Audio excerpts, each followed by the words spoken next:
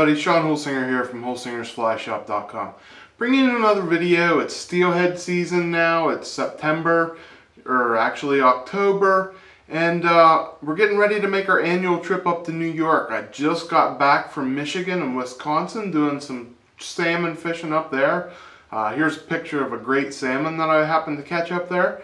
And I had a blast. I was glad to get up there and try things out, and I definitely will be going back. And what I'm going to share with you today is just a common pattern that a lot of guys fish up there. It's a beadhead woolly bugger, and it's made to imitate an egg-sucking leech. So give it a try. It's really easy. You're going to like it, and we'll tie it really quickly. So let's get into tying. Here's a picture of it and the material list for you.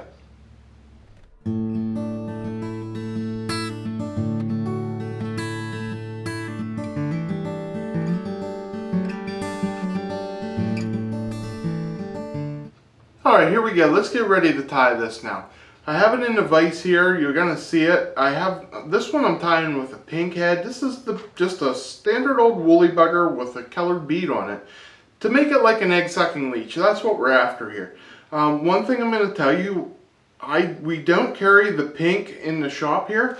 What we do, and you can find it in a lot of these bags, is we carry these Fly Tires variety packs from Whiting. These are full of, well, it says premium quality assorted feather trims for panfish, bass, pike, popper, streamers, saltwater salmon, and steelhead.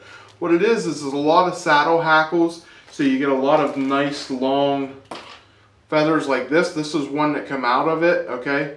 And it's just really nice stuff, and you get a lot of variety in it. You never know what you're going to get. That's one of the cool things. But it's a good affordable price. At $16, you can't beat it for all the material you get in it. But this one just happened to have pink in it. I tie it in black, brown, even over the purple. Olives. You can tie it in anything you have, whatever you need to get the job done. So let's get into tying it here. What we're going to be tying it on, I'm going to change this one up just a little bit. I'm going to tie it on a Firehole 839 in a size 8. The bead I'm switching up. I'm going to use an orange bead on this one. And you can see it's orange. The last one was pink. And for lead, we're using 0.015. And I'm just wrapping about 3/4 of it on there. So that's about 20 or so wraps. I want to give it a little bit of weight, so I don't have to add a lot of weight to my line. When I steelhead fish, I add weight to my line. I'm not Euro nymphing, but the less I have to add, the better.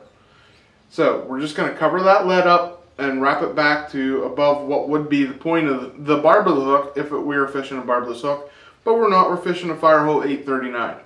So next material I'm going to use is some purple marabou, and a little hint about picking marabou.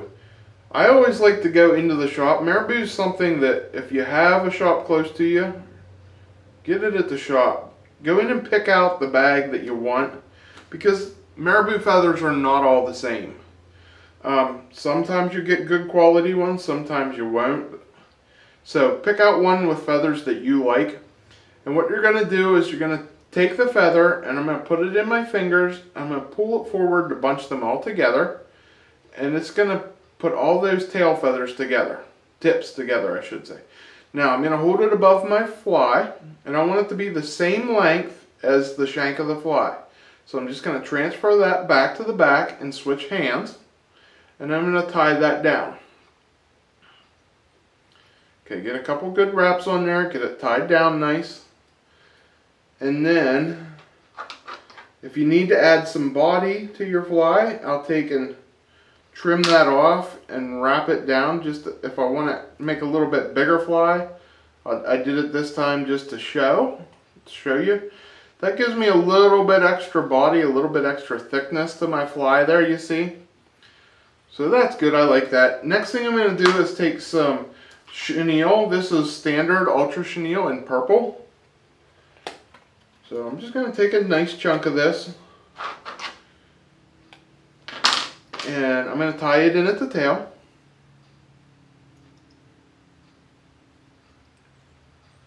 Okay, tie it all down nice. Last thing we're going to put on is we're going to put on our pink feather, or purple, or black, or whatever color you have to match.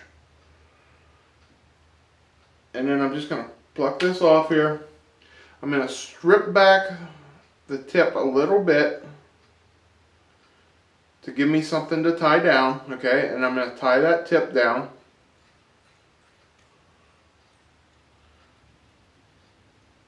And then I'm just going to use my rotary tool on this. So what I'm going to do to use the rotary tool is tie off about 1 or 2 half hitches there, and then bring that in there.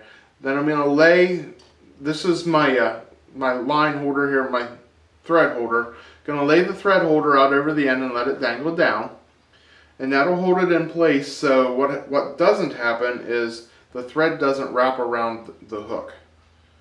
Then we're just going to wind this up the hook by using the rotary. I can wind it up there pretty quickly. And I want to stop just shy of the bead. And I don't want to crowd the bead is what I do not want to do.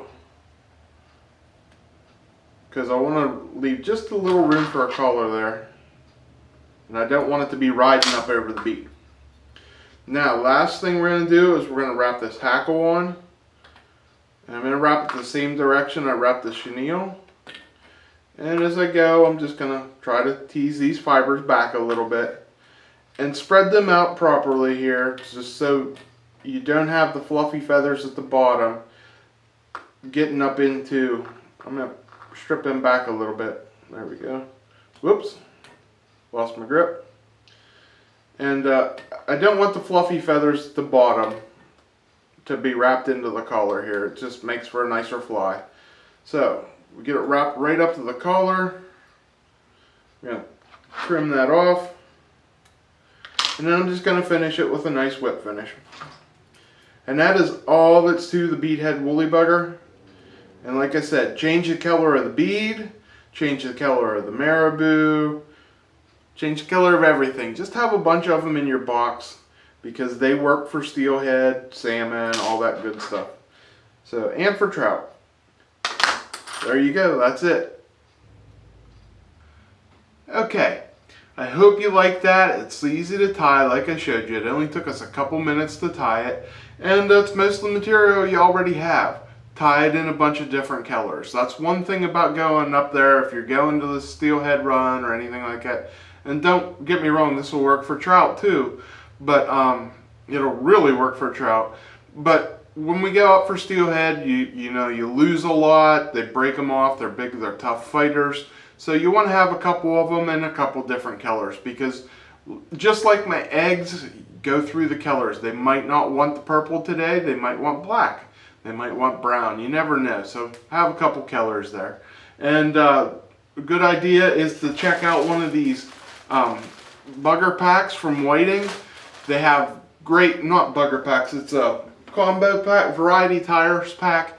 You get a lot of different things that are very, very useful in it, especially for this kind of tie, and especially for streamer flies. Got a lot of streamer stuff in it, and that's where I get most of my material for my stuff like the streamers and that. So give them a try. We carry them here at the shop. As always, guys, anything you need you can find here at the shop at holsingersflyshop.com. Check out our page. Check out our Facebook and Instagram page and give us a follow there. And go visit the shop to find anything you need. And also, don't forget, I always say about it, go join our Bugs and Beard page on Facebook so you can hang out and just share patterns and things like that with the other guys around the area. So, until next time, guys, keep watching and please take the time to subscribe, and if you like this video, give me a thumbs up. Until next time, I'm Sean Holsinger. Ready?